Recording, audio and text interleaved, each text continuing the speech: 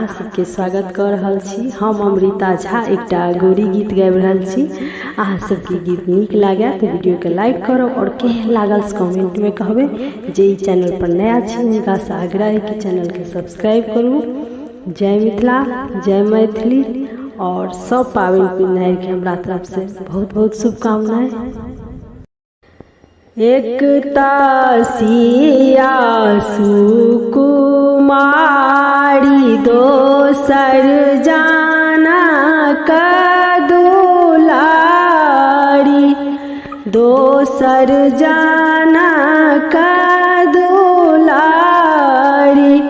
तेसर गिरजा पूजा चलली मंदिर घर में, तेसर गिरजा पूजा चलली मंदिर घर में।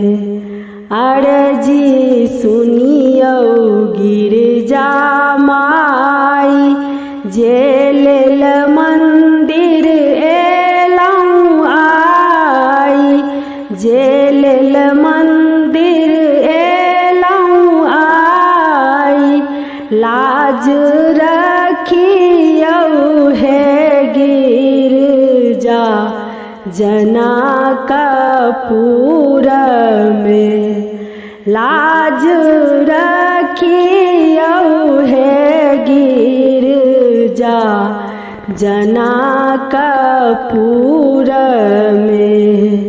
राजा जनक जी लेलनि ठानी, मन में शंका लेलनि जानी, मन में शंका लेलनि जानी, आब सीता रहली कुमारी जनकपुर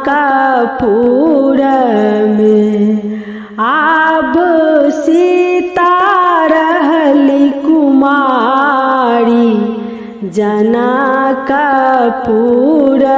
में। एकता सिया सुकुमारी, दोसर जाना कदुलारी, दोसर जाना कदुलारी, तेसर गिरजा पूजा चलली मंदिर घर में।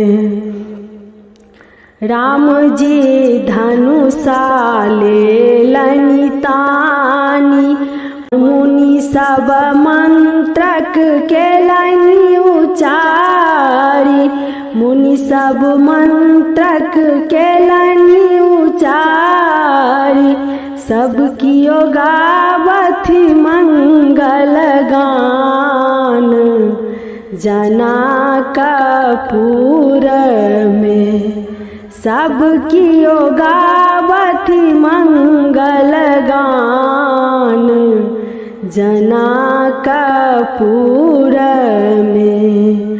धनुषक केलनि तीन खंड, तीनू लोक भेल मगन, धनुषक केलनि तीन खंड, तीनू लोक भेल मगन, सीता केलनि जयमाल श्री रामचंद्र के, सीता केलनि जयमाल श्री रामचंद्र के।